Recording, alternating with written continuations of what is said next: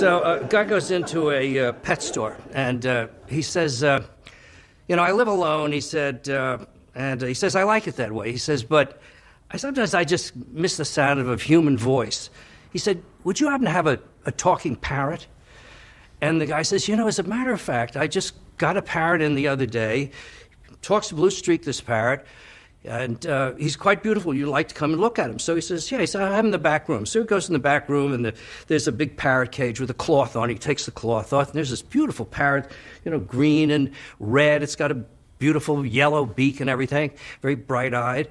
And parrot says, hello. And he says, hello, Polly want a cracker? Polly want a cracker? I says, this is great. How much do you want for this parrot? He says, $50. I'll give you the parrot.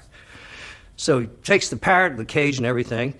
And the next morning he gets up and he goes, takes the cloth off the parrot cage, and he says to the parrot, good morning. The parrot says, fuck you.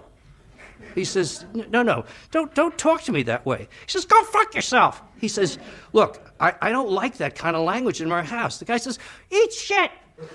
He says, look, if you talk that way any more that way, he says, I'm going to make you sorry. Parrot says, fuck you. So he takes the parrot, and he puts the parrot in his freezer, and he leaves the parrot in the freezer for about a half an hour.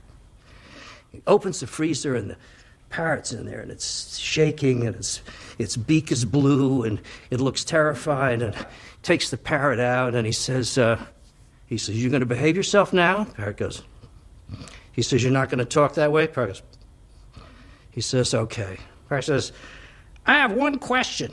He says, what? He says, what did the chicken do?